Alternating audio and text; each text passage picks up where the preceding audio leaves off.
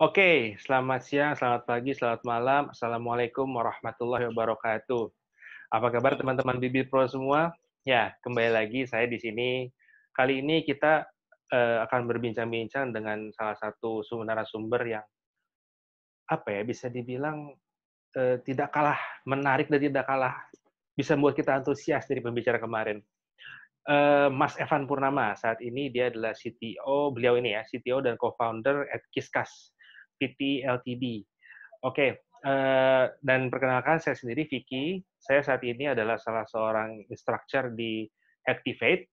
Eee, Sedikit ingin meluruskan aja karena banyak yang bilang katanya Activate itu tempat kursus ya.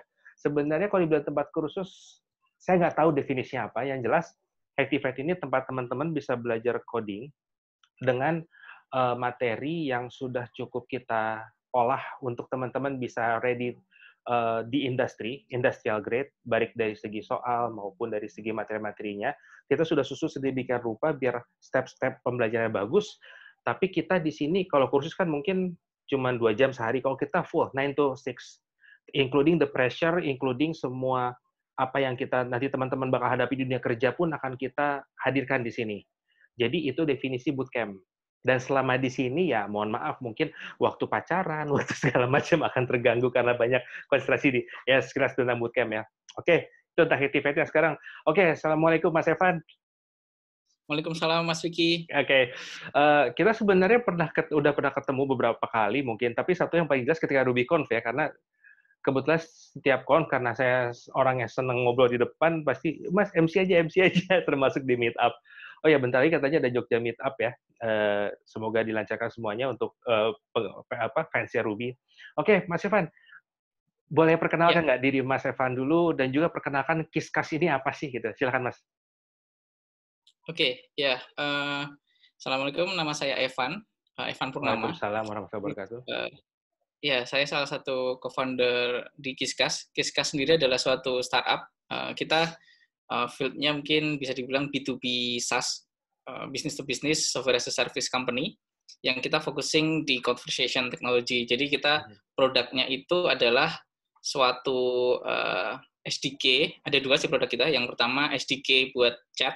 Jadi kalau misalnya ada yang pengen bikin suatu startup, aplikasi, butuh fitur chatting, biar nggak harus bikin dari awal, itu bisa pakai SDK kita. Itu yang pertama. Yang kedua, itu untuk customer support atau customer experience ya. Jadi kita punya multi-channel tools, dashboard, Mhm. begitu. Jadi bisa dipakai untuk chatting, menghubungkan dari berbagai macam social messaging, kayak WhatsApp, Facebook Messenger, Line, Telegram. Jadi masuk ke suatu dashboard, terus nanti bisa dibales dari satu centralized dashboard gitu, dan bisa dihubungkan dengan macam-macam tools lain, misalnya CRM, chatbot, Oke.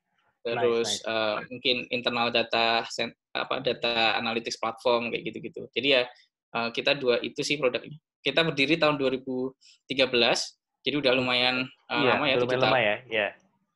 Ya lumayan lama, 7 tahun. Cuman kita pivot ya. Jadi dari 4 tahun pertama tuh kita pivot. Awalnya dulu kita bikin semacam internal tools communications. Mungkin kalau sekarang orang pada pakai Slack. Nah itu kita Oke. sendiri juga pakai Slack. Kita dulu bikin seperti itu.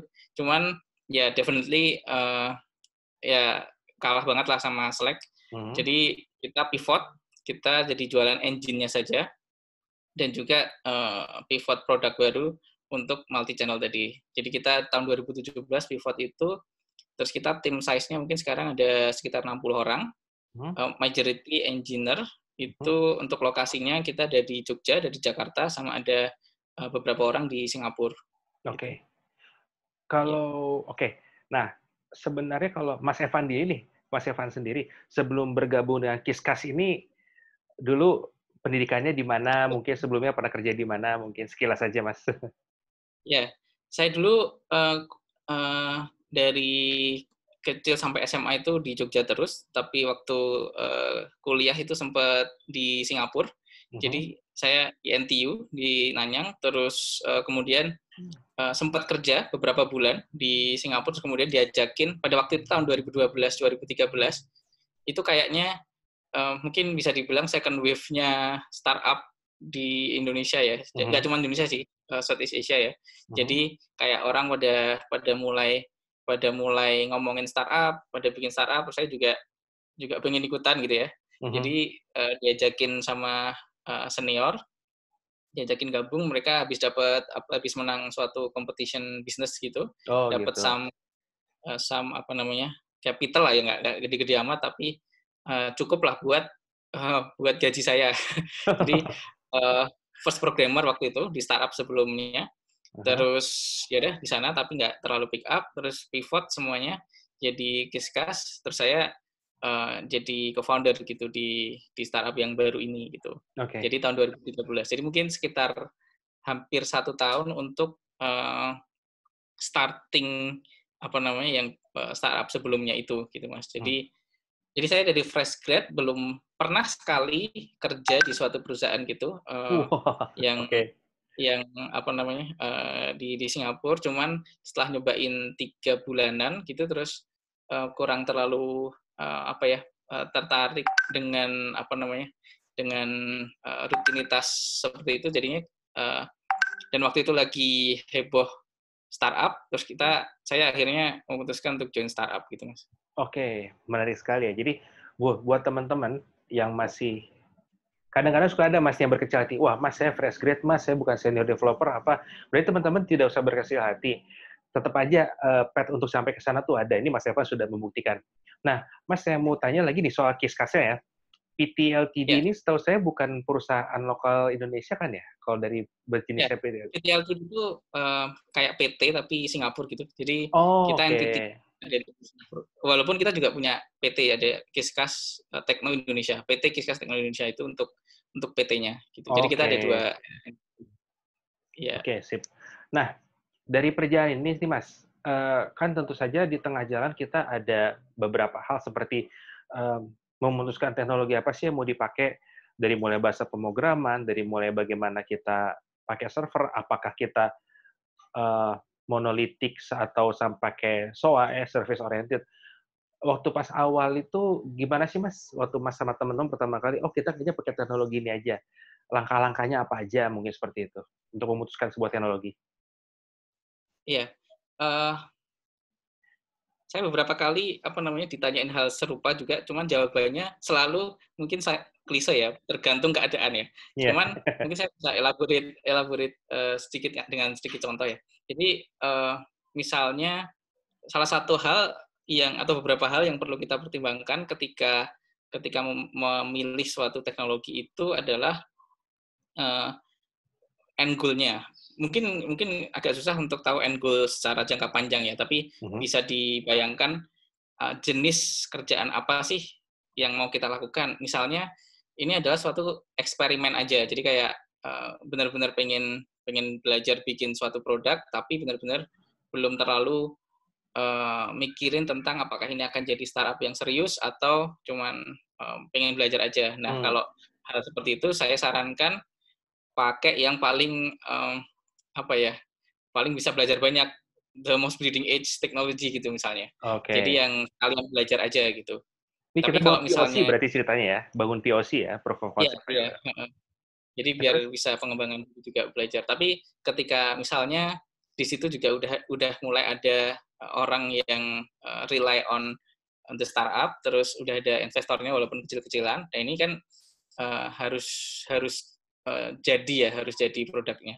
Nah ini yang saya sarankan adalah yang si kreatornya atau programmernya ini paling familiar. Jadi bisa yang dia paling jago di situ, atau kan kadang-kadang ada juga yang paling jago di situ tapi dia nggak mau pegang itu lagi gitu misalnya, karena dia pengen pegang yang lain. Nah itu bisa juga yang the next language yang dia pengen pelajari itu gitu, itu nggak ada masalah. Terus tapi safety indicator-nya itu adalah, kalau dari pengamatan saya dan yang saya sarankan adalah kira-kira teknologi stack apa atau programming language stack apa yang kita itu punya temen yang jago banget dan bisa kita kontak gitu ya, bisa kita kontak untuk mintain bantuan. Itu tuh dia tuh jago apa gitu. Bukan harus yang kita hire ya, tapi teman kita atau kenalan kita gitu yang kita masih bisa kontak gitu, misalnya kita butuh bantuan suatu saat, itu bisa kita minta tolong gitu. Nah, jadi kalau misalnya terlalu leading edge terus kita nggak punya kenalan siapa-siapa yang di situ, nanti kalau ada masalah yang susah kita nggak bisa minta tolong ke siapa-siapa gitu. Mungkin bisa sih di internet gitu, tapi kan Mhm. akan jauh lebih enak kalau memang bisa dikontak gitu. Jadi bisa diskusi langsung. Jadi ya mungkin balancing antara itu sih. Dan yang nggak kalah penting itu tren juga. Jadi misalnya trennya sekarang lagi uh, bahasa A atau framework A, banyak talent pool di situ. Nah ini cukup safety untuk kita betting pilih itu gitu daripada yang udah nggak pernah dipakai atau belum banyak dipakai gitu. Nanti kalau kita mau nyari teman, nyari tim itu bisa jadi lebih susah. Gitu. Oke, berarti kalau saya simpulkan ini kompilasi Mas ya, dari skill kita apa, terus orang-orang di sekitar kita pegangnya apa yang bisa kita rely on, mungkin termasuk juga dokumentasi dan juga komunitasnya Mas ya, terhadap suatu teknologi Ya, itu. Nah, oke. Nah, kalau boleh tahu, sampai saat ini Kiskas pernah ada alih teknologi nggak Mas? Misalkan dulu bahasa apa, sekarang bahasa apa, seperti itu, atau dari dulu sampai sekarang masih tetap pakai bahasa yang pertama kali dipakai itu? ya. Kita awal banget dulu sebelum Kiskas itu pakai PHP, Mhm, PHP karena dulu dulu di apa namanya kita hire vendor gitu ya, vendor terus yang mhm, penting bikin POC terus ya mereka bisa nyampe PHP terus itu gitu. Nah terus waktu itu tapi produknya bukan yang sekarang ya. Terus mhm, kemudian saya terusin, nah itu berarti PHP. Tapi terus kemudian kita pivot jadi yang kayak Slack itu kita karena bikin dari awal dan waktu itu lagi hype banget Ruby on Rails, terus jadinya kita pakai Ruby on Rails. Terus apa namanya sebisa mungkin juga convention-nya, terus apa namanya jam-jam yang kita pakai itu yang populer juga. Terus mhm, kita hostnya bahkan di Heroku pada waktu itu. oke. Jadi yang apa ya, yang sangat standar lah, yang sangat Iya. standar dan bisa cepat gitu. Terus tapi kemudian kita alih pivot gitu ya, jadi chat SDK. Terus waktu itu kita ada beberapa programmer yang passionate untuk bahasa tertentu. Waktu itu Golang tahun 2016. Terus dan waktu itu mau challenge nih programmer kita pengen improve ininya performance-nya Mhm, dengan cara rewrite tapi nggak langsung semuanya sebagian gitu untuk oke. engine-nya terus pakai Golang terus waktu kita benchmark ternyata memang improve by a lot gitu ya terus jadinya Mmm, karena sistemnya ini chat engine jadinya butuh yang real memang time lebih ya? performance gitu ya. Terus jadinya kita pakai Golang itu tahun 2016 2017 terus jadi pelan-pelan akhirnya Ruby on Rails dipakai untuk plugin-plugin tertentu. Sampai sekarang kita masih ada beberapa services yang ada Ruby on Rails-nya. Cuman yang chat engine-nya itu mainly Golang. Terus kemudian kita ada produk baru yang multi channel customer service tadi, itu juga pragmatis. Awal mulanya kita start itu karena waktu itu mikirnya adalah cuma untuk POC sample apps, itu kita mikir pakai bahasa yang paling common, semua orang bisa gitu ya. Jadi PHP lagi pakai Laravel, terus kita jadiin sampel apps. Cuman kok malah traction-nya lumayan bagus.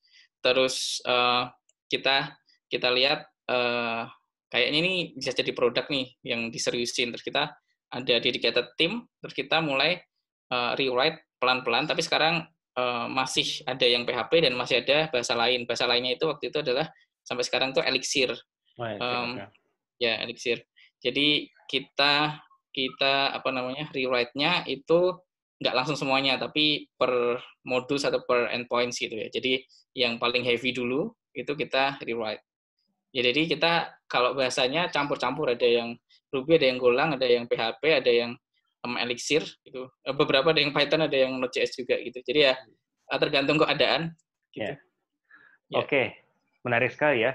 Ya mungkin buat teman-teman yang belum, ngeh, ini bisa jadi satu pembahasan ke arah ada satu konsep namanya SOA ya, Service Oriented Architecture.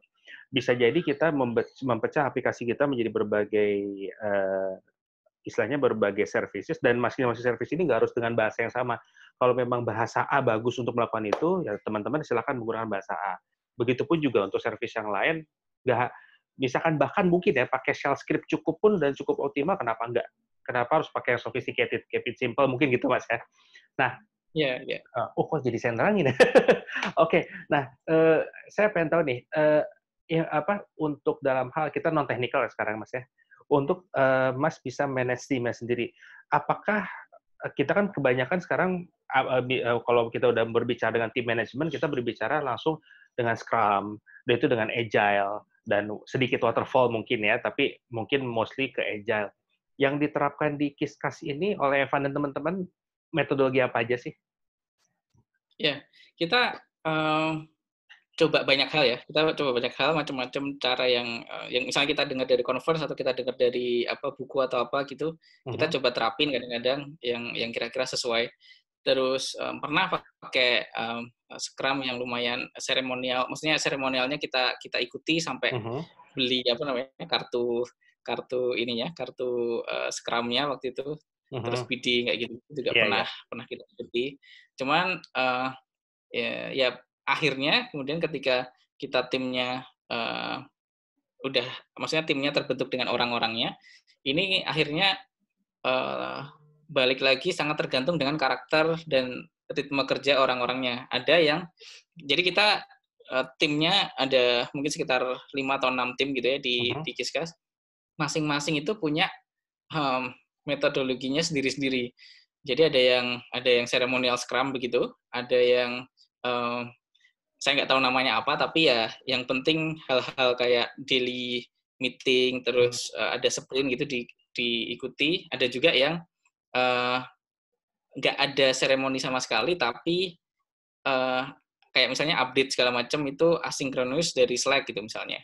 Itu ada juga yang seperti itu gitu. Jadi ya masing-masing tim punya karakter sendiri-sendiri yang akhirnya balik ke ininya sih, balik ke karakternya. Dan dari kita sendiri, dari saya sendiri nggak mengharuskan harus semuanya pakai Scrum gitu, harus semuanya pakai waterfall, atau nggak harus semuanya pakai extreme programming gitu. Yang penting jelas ya, objektif, terus kemudian seperti apa sih, kan kita pakai OKR juga, OKR, Objective Key Result, tiap 3 bulan, 1 quarter, ini apa yang mau kita capai, objektifnya apa, terus kemudian mungkin itemsnya juga apa yang mau dilakukan. Nah, asal itu ke-track dari sisi manajemen, dan semuanya bisa dilihat gitu ya, maksudnya progresnya seperti apa, itu menurut saya nggak terlalu ada masalah sih ininya.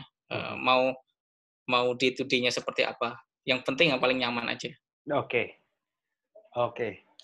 Itu tadi untuk nah sekarang Mas, ini saya di Hacktivate ini ya, di Hacktivate ini ada materi kita di sini TDD Mas, dan itu banyak student yang ngerasa kerepotan, ngapain sih kok bikin tes dulu baru ininya, apa yang mau dites gitu kan.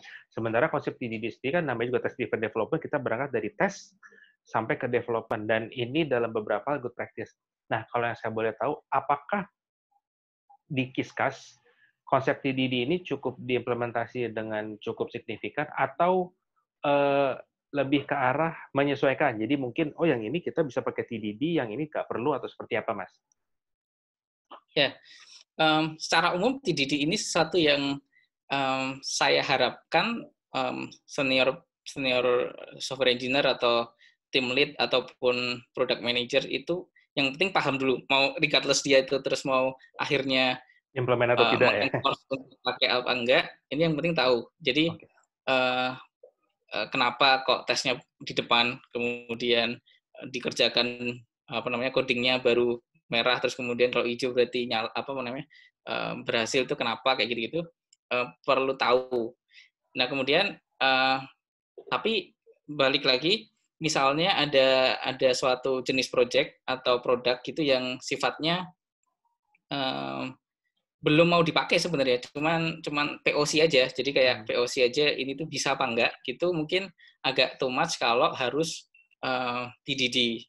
Jadi yang penting ini tuh bisa apa enggak gitu, apa nyoba-nyoba API, atau misalnya kita mau integrate ke WhatsApp, atau kita mau integrate ke Facebook Messenger Oke, oke, misalnya. oke. Yang penting bisa apa enggak dulu gitu. Nanti ketika itu udah bahkan ekstrimnya nggak perlu dites dulu kalau cuman sekedar POC bisa apa enggak. Nah, tapi ketika udah terintegrate, terus kemudian udah mulai banyak yang pakai, dan kalau misalnya ada deployment, kemudian mulai ada masalah, nah ini tesnya penting. Tesnya penting untuk menjaga supaya ya at least kita tahu, kita merasa aman ketika melakukan deployment atau melakukan integrations. Nah, yang saya enforce sih lebih ke harus ada tesnya. Coverage mungkin nggak harus 100% ya, tapi sebisa mungkin jangan rendah-rendah amat juga. Tapi mau itu di awal atau di belakang, ini tergantung preference Perkembangan aja. kali ya? Tergantung ya preference apakah mau di depan atau di belakang. Yang penting ada tesnya dan bisa dilihat gitu. Dan ketika misalnya ada suatu modul kecil tapi masuk ke suatu produk yang lebih besar. Nah, ini requirement-nya udah sangat jelas. Terus di situ juga main endpoint, main payload segala macam. Ini bahkan sebenarnya TDD bisa lebih cepat karena kan udah well defined payload-nya seperti apa, fungsinya seperti apa. Dan dengan kita taruh tesnya aja dulu sesuai dengan yang ada di define payload itu, ketika kita coding, ketika udah selesai, malah nggak perlu terlalu banyak nyobain gitu ya, nyobain sendiri pakai Postman atau pakai pakai curl kayak gitu-gitu, cukup menjalankan aja tesnya gitu. Ketika udah selesai, ketika udah jalan, berarti udah oke, dan mungkin bisa dites 1-2 kali manual. Kalau oke, berarti udah jalan gitu. Jadi case by case menurut saya sih. Oke, ini menarik ya. Sebab ya kembali lagi di Hacktivate, Mas, di tempat saya ngajar, kami ada satu sesi di mana kita ngajarkan mereka bikin tesnya dulu, baru bikin fiturnya. Dan mereka banyak yang sering bertanya kan. Nah, dengan ini maksud saya pengetahuan tambahan itu, ini loh di dunia nyata tuh memang ada saatnya kita membutuhkan seperti itu. Bahkan mungkin kita save a lot of time karena kalau kita tes manual dengan Postman, Insomnia, atau bahkan dengan curl, kita kan butuh waktu tuh Mas ya untuk masing-masing endpoint segala macam. Tapi dengan tes ini kan almost kita bisa bilang every cases semua take them down gitu. Apa yang mau kamu tes dengan cara apa, silakan masukkan ke situ. Dan sering saya bilang sih Mas, istilahnya tes itu sebenarnya penerjemahan dokumentasi juga. Jadi apa yang saya pengen begini, batasannya gini, batasannya gitu, tidak boleh ini, harus gitu. Kamu bisa tuangin di tes, jadi ya besok-besok definition of done itu ya, kalau tes ini lolos semua ya berarti kamu udah beres gitu. Mungkin seperti inilah ya yang bisa ini. Nah sekarang kita kembali ke non teknikal lagi nih Mas. Ada nggak Mas kiat-kiat khusus untuk kan kadang-kadang kita dalam beberapa kesempatan ya Mas, ada saatnya kita bekerja dengan teman. Mungkin teman satu kuliah dulu atau teman kantor lama sama. Terus tiba-tiba susah entah salah satu dari kita ada yang naik gitu Mas. Misalkan anggaplah kita teman satu ini Mas ya, kita teman satu alma mater, terus sekarang Mas jadi CTO, saya di bawahnya Mas, entah jadi team lead atau jadi apa. Ada nggak tips dari Mas untuk, kan kadang-kadang, bukan kadang-kadang sih, beberapa kali saya dengar, walaupun kita dekat, tetap kita harus menjaga gap agar tetap ada istilahnya rasa hormat atau rasa segan gitu, tetap harus ada walaupun di luar kita ketawa-ketawa bareng gitu. Ada nggak sih Mas hal ini Mas implementasi atau dari pengalaman Mas yang Mas lakukan selama ini di Kiskas gimana gitu untuk menjaga kita tetap dekat tapi tetap punya wibawa sebagai atasan tuh gitu. Ya, ini menarik ya. Saya juga di awal-awal dulu ada kecenderungan pemikiran seperti itu yang gimana ya kalau misalnya nanti kerja bareng dengan temen yang dulu waktu SMP atau SMA itu pernah sekelas gitu misalnya. Belum kepikiran juga sampai akhirnya setelah bentuk tim cukup lama, terus kemudian memang ada teman-teman saya yang saya ajak bantuin saya gitu misalnya di Giskas. Nah ini menarik sih karena kenyataannya saya juga lumayan sering gitu misalnya di kantor atau di Slack ngobrol tentang kerjaan, tapi begitu ada 2 grup kan, ada grup kelas gitu misalnya. Grup kelas masih ketawa ngomongin apa gitu yang lucu-lucu sekarang. Gitu. Jadi ada dua kayak dua dunia, tapi dengan orang yang sama. Ya, tapi dengan orang yang sama gitu ya. Nah, ini menurut saya yang paling penting ya untuk ini ya, untuk seorang founder atau seorang entrepreneur gitu, tetap jadi diri sendiri. Maksudnya jangan terus terlalu jaim atau gimana gitu. Menurut saya apa ya, nggak nyaman juga. Yang penting nyaman. Tapi yang lebih penting adalah di kantor atau di startup yang kita bikin itu dibikin sistem gimana caranya biar semuanya transparan. Jadi nggak harus ketika ada seseorang yang nggak perform atau seseorang yang kurang gitu ya, kita kurang ekspektasinya sama dia, itu nggak harus terus selalu misalnya kita yang bilang gitu, karena semuanya jadi sangat visible, semua jadi sangat jelas, sehingga bisa feedback itu bisa datang dari mana aja gitu. Bahkan mungkin saya dikasih feedback gitu karena kurang ABC gitu misalnya, terus ada teman yang feedback kamu mungkin lebih baik kalau kayak gini gitu. Begitu juga sebaliknya. Jadi yang penting sistemnya dibikin transparan, seperti apa kerjaannya, seperti apa yang mau di-achieve. Kita juga harus pintar-pintar mengartikulasikan apa yang kita mau, sehingga nggak ada salah paham. Biasanya yang jadi masalah kan salah paham. Jadi kita pengennya dia paham sendiri, kita pengennya apa, tapi kita ngomong tuh nggak jelas gitu. Nah ini ya ini yang menurut saya paling perlu dibenerin ya, atau diimprove gitu ya, untuk seorang entrepreneur atau seorang founder gitu misalnya, ketika dia menginginkan sesuatu, ini perlu diartikulasikan dengan sangat jelas. Jadi nggak ada ambigu, pengennya apa gitu. Dan kalau perlu semuanya kan ditulis ya, semuanya ditulis, semuanya accessible. Jadi ketika mau jadi reference itu bisa, dan bisa dijadikan pertanggungjawaban gitu. Dan semua kerjaannya sebisa mungkin itu visible gitu. Jadi udah atau belum itu sangat kelihatan. Jadi nggak ada debat ini udah kok tapi bla bla bla gitu, Kak. Karena sangat jelas udah atau belumnya gitu. Oke. Yeah. Nah, jadi selama perjalanan Mas Evan ya, terutama di Kiskas ini, pernah nggak menemukan satu hal yang akhirnya Mas meng-quote atau memark itu sebagai, wah ini nih tantangan terbesar nih yang pernah saya hadapi. Pernah nggak sih Mas ada satu hal yang antara teknikal atau non-teknikal yang blocking the way Kiskas move on gitu, terus ini, wah ini kayak tantangannya nih. Terus alhamdulillah berhasil di-solve gitu loh Mas. Atau mungkin masih ongoing progress itu sampai sekarang, ada nggak Mas? Iya, dulu mungkin ini ya, tahun 2015 kita pernah ada tantangan terbesar ya berhubungan sama waktu itu funding dan finance terutama. Jadi kita yaitu pelajaran juga sih, yang waktu itu kita mikir udah jelas dapat investment, terus udah shake hand gitu sama investor, kita udah preparing budget allocations kalau kita udah dapat investment, tapi ternyata investmentnya nggak terjadi, sehingga semua plan kita itu nggak berjalan dengan semestinya. Nah itu challenge karena kita waktu itu juga udah kehabisan runway, terus apa yang perlu dilakukan waktu itu. Jadi itu menurut saya sampai saat ini mungkin sekitar 7 tahun berentrepreneur itu challenge terbesar, dan ya alhamdulillahnya bisa ini sih bisa bisa bangkit itu karena banyak bantuan juga dari teman-teman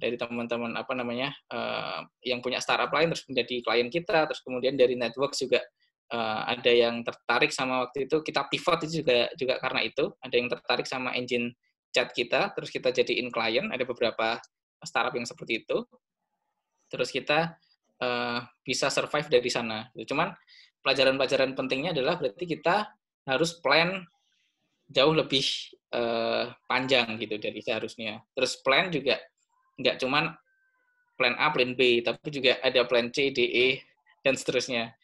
Terus selain itu kita juga perlu memastikan ketika misalnya investment atau misalnya deals klien gitu, sebelum benar-benar ditransfer atau sebelum benar-benar money in the bank, itu ya belum terjadi sebenarnya. Jadi kita perlu lebih skeptik gitu ya terhadap hal yang baik itu investment deals ataupun incoming opportunity gitu. Ya mungkin Itu yang Oh, so berarti far. simpelnya jangan terlalu berharap, tapi jangan berhenti berharap juga ya. Oke. Iya, tetap harus cari peluang, terus harus cari inovasi gitu, Hmm. tapi begitu misalnya ada tanda-tanda baik, gitu jangan seneng dulu. Iya. Oke. Nah, sekarang ada beberapa teman juga suka bertanya tentang valuasi nih. Bukan valuasi perusahaan ya, tapi ketika kita menjual jasa, apalagi dengan SAS ini, kita kan nggak mungkin, kita kasih harga berapa nih orang mau pakai produk kita? Udah per bulan sekian misalkan, atau per tahun sekian, atau per apa sekian. Ini kan tentu saja ada, nggak mungkin valuasinya cuma gara-gara ngobrol ngopi terus tiba-tiba keluar harga gitu. Itu Mas biasanya menentukan harga jasa dari produk Mas ini bagaimana sih caranya? Kalau boleh tahu ya. Ya, yang pertama, eee, kita posisikan diri kalau sebagai klien dulu. Kalau misalnya kita sebagai klien dengan value serupa, itu kita kira-kira mau bayar berapa ya, gitu. Jadi, itu yang pertama dulu. Kalau misalnya kita rasa kemahalan, ya berarti itu memang kemahalan mungkin. Tapi kalau misalnya itu terlalu murah, maksudnya kayak, "Ah, kayak itu murah banget," gitu. Nah, itu berarti Hmm, terlalu murah. Jadi, berapa harga yang kita sendiri kalau sebagai klien, itu masih mau bayar segitu, gitu. Nah, ini yang pertama. Terus yang kedua pasti ya seperti banyaknya, apa namanya, produk, itu pasti lihat benchmark juga dari, market, kompetitor dan juga produk-produk sejenis, itu seperti apa. Kalau misalnya kita merasa, misalnya $10 gitu ya, $10 itu kita pasnya, tapi ternyata di luar sana produknya itu tuh harganya $100 semua gitu. Ya berarti kan bolehlah kita naikin kita iya, naikin iya. karena terlalu murah gitu berarti kan. Nah, jadi kita bisa naikin misalnya jadi $75 atau berapa gitu, dan dilihat juga, bagusnya, apa namanya, SaaS itu kan semua datanya kita tahu ya, maksudnya begitu apakah dia tertarik kemudian deal breaker gara-gara harga atau gimana itu kan kita tahu. Jadi kita bisa adjust, berarti kemahalan nih kita turunin, atau oh ini kemurahan bisa kita naikin gitu. Jadi ya, eee, 2 itu sih kita kalau kita memposisikan diri sebagai klien, itu kemahalan atau kemurahan enggak. Terus yang kedua benchmark ke, eee, competitors yang mungkin nggak harus sama persis, tapi ya sejenis market segmen ataupun, product value-nya gitu. Oke. Oke, menarik ya teman-teman, karena jangan sampai produk kita sebenarnya cukup bermanfaat, cukup menarik, tapi kita kasih harga terlalu murah, tapi jangan juga produk kita sebenarnya manfaatnya masih kecil-kecil aja, tapi kita ngasih harga udah kayak gimana. Ya, benar, harga yang tepat ya. Oke, nah sekarang ini nih Mas, eee, kita kan sekarang di Indonesia udah mulai banyak juga muncul, eee, bootcamp ya Mas ya. Salah satunya dari saya pribadi, dari tempat saya kerja, nih Activate ini, kita berusaha untuk, jadi kita berusaha mengimplementasi pertama pressure dunia kerja, kedua materinya kita bikin bahkan sampai orang yang belum pernah coding sama sekali nih, bener-bener dia pengen istilahnya U-turn lah, make a U-turn. Tadinya misalkan, oh saya seorang dokter, bahkan mungkin ada seorang pilot ke sini dan mereka berhasil itu. Kira-kira, eee, dari Kiska sendiri nih, dari Mas sendiri ya, eee, apakah, eee, teman-teman programmer lulusan bootcamp ini dengan materi dan pressure seperti itu, apakah menurut Mas cukup bagus untuk contoh misalkan Kiskas gini, mau pengen pengen rekrutmen nih, oh lihat Hacktivate, apakah Mas cukup tertarik nih untuk ngambil dari bootcamp? Atau mungkin menurut Mas ada pertimbangan lain untuk, kayaknya dari bootcamp nggak terlalu bagus deh orangnya. Seperti gimana Mas ya, kalau boleh tahu? Eee, kita ada beberapa yang dari bootcamp juga, ada variasi juga sih ininya, skill-nya, ada yang bagus, ada yang, biasa aja gitu ya. Jadi ya seperti halnya dari universitas, sama seperti halnya dari universitas, SMA, SMK, kemudian yang udah profesional tapi di bidang lain kemudian, switch gitu, belajar sendiri gitu kan ada juga yang seperti itu. Jadi ya nggak ada yang nggak ada yang semuanya bagus, nggak ada yang semuanya jelek, nggak ada yang semuanya biasa aja, tetap balik lagi sih ke masing-masing individunya. Cuman Hmm, bagusnya itu kalau di bootcamp yang saya lihat ya, kalau yang saya amati, itu selain mereka punya selain mereka punya apa namanya, period of time yang, apa ya, tadi di-push dengan sangat, berat gitu, jadi punya experience itu, mereka juga punya, rata-rata punya networks yang di mana ketika ketika ada masalah itu mungkin dia bisa tanya ke mentornya di bootcamp yang sebelumnya atau tanya temennya yang seangkatannya itu, sehingga ketika kita hire seseorang dari bootcamp A itu nggak cuman orangnya itu, tapi bisa juga networks dari orangnya itu yang kita bawa masuk gitu. Misalnya Oke. kita butuh another developers gitu, mungkin itu bisa dia merekomend temannya gitu mungkin. Jadi the value nggak cuman orangnya, tapi bisa networks yang dia join di sana gitu. Ya itu juga bahkan kita bisa kadang-kadang ketika udah lumayan dekat sama bootcamp gitu misalnya, kita bisa kadang-kadang kan kenal juga sama mentornya ya, atau kenal juga sama instrukturnya, terus kayak direkomend duluan gitu misalnya, ini aja atau ini enggak, kayak gitu-gitu kan. Bukan ini enggak ya, tapi kayak ini lebih preferen gitu misalnya. Nah, itu kan value juga gitu ketika kita butuh talent pool. Jadi ya dari kacamata startup atau manajemen ketika hire, nggak cuman orangnya itu sih, biasanya kita juga mempertimbangkan tentang value yang mungkin dibawa dengan kita on board tersebut gitu. Apalagi kalau B2B ya, sama-sama B2B gitu, bisa jadi kita on board kemudian ada relationship gitu sama bootcamp-nya, terus kemudian jadi klien atau mungkin jadi partner atau semacamnya, kan bisa macam-macam. Iya, betul sekali. Oke, nah ini kita menjelang akhir dari sesi kita nih Mas ya, karena kayaknya kalau kita bikin panjang lebar kita bisa sampai besok nih ngobrol nih. Oke, kira-kira ini ada nggak sih Mas pesan-pesan, tips atau trik buat teman-teman yang baru jadi program, atau gampang gini deh, misalkan sekarang Mas Eva ini tiba-tiba dipercaya untuk anggaplah Kiska sudah bisa settle, udah bisa Mas tinggali, tiba-tiba dipercaya nih untuk mimpin satu tim yang isinya, let's say, mereka masih hijau lah, masih fresh grade, entah fresh grade dari bootcamp ataupun dari kampus. Nah, kira-kira ada nggak pesan untuk mereka, skill-skill apa yang menurut Mas, selain tentu saja skill coding-nya ya Mas, skill basic-nya, analitiknya, logiknya, kira-kira hal apa lagi yang mereka bisa lakukan agar bisa, istilahnya secepatnya untuk menjadi sebuah tim player yang bagus gitu? Atau ya apapun lah tips and tricks dari Mas, kalau misalkan tiba-tiba Mas dikasih, anggaplah saya kasih Anda 5 fresh graduate, silahkan diolah. Nah, apa sih Mas, dan ke arah mana Mas mau bawa mereka gitu? Oke, ini ada beberapa key skills points gitu ya, yang Nah, mungkin saya iya. bisa highlight. Yang pertama, mungkin masalah komunikasi dan seputarnya. Jadi misalnya komunikasi, bisa cara ngomongnya, bisa dia cara nulis, bisa dia cara jawab chat, bisa dia cara balas email, dan lain sebagainya. Jadi kayak komunikasi di dunia kerja.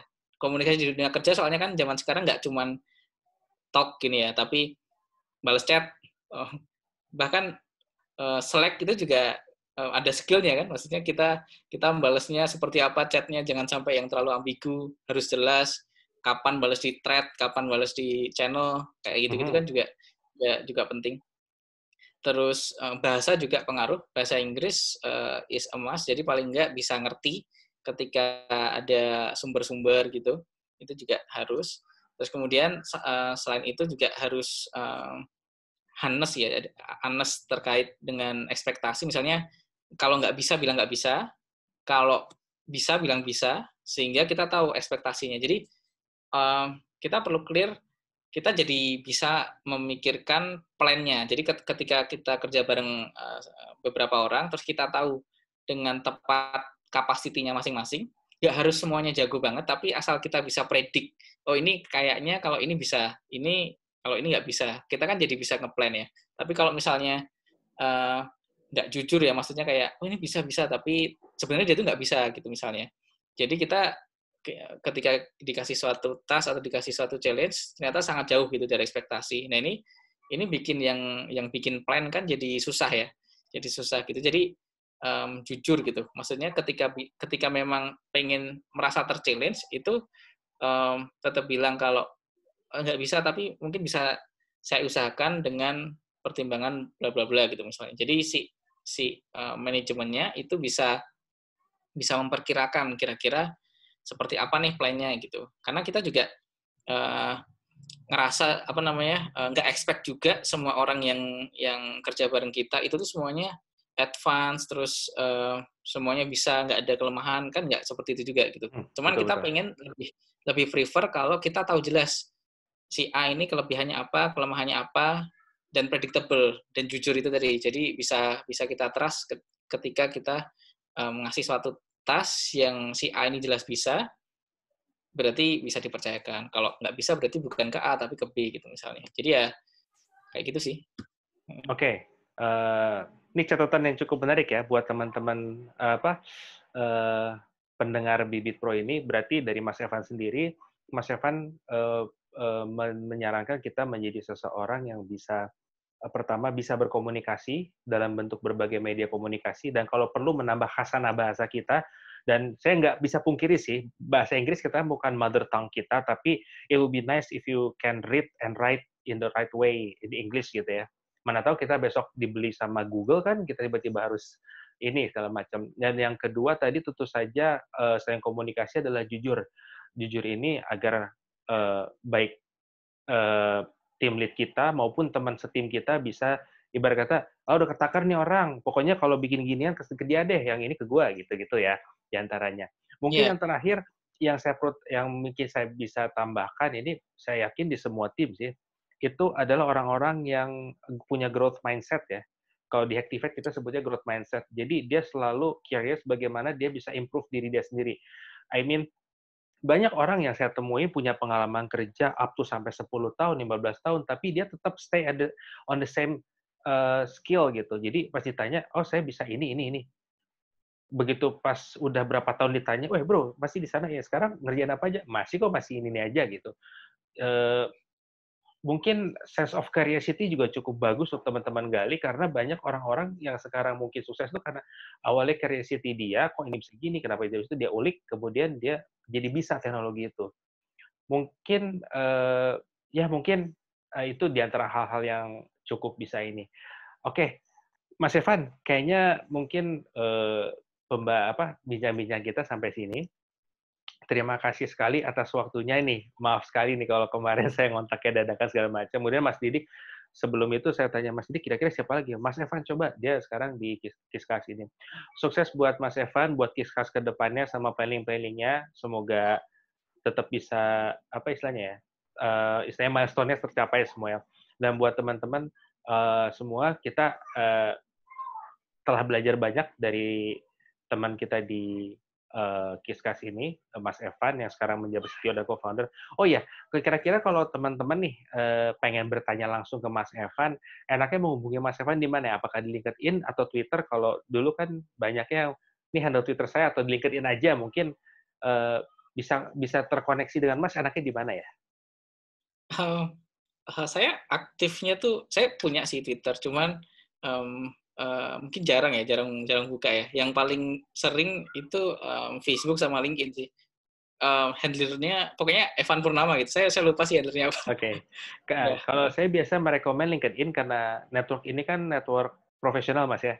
Kita pengen terhubung secara iya profesional. Kalau Facebook saya jarang merekomen karena biasanya cenderung lebih private ya, biasanya. iya, Saya lebih merekomen. Jadi, oke teman-teman bisa start, looking at your, LinkedIn, di search, cari Evan Purnama, langsung ada kok, di situ CTO and founder Kiskas, PTO Ltd. Oke, Mas Evan, terima kasih atas waktunya. Semoga sukses dengan planning-planning ke depannya. Salam buat teman-teman di sana. sama Mungkin kapan-kapan kalau ada meet up Ruby mampir lagi, terutama di katanya siap. Jogja.rb mau ada sebentar lagi nih ada event. Mungkin bisa Iya ikutan iya. gabung mampir-mampir. Ya, terima kasih. Semoga bermanfaat bagi semuanya. Lebih kurangnya saya dan Mas Evan minta maaf buat teman-teman semua. Semoga bermanfaat buat semuanya. Assalamualaikum warahmatullahi wabarakatuh. Waalaikumsalam warahmatullahi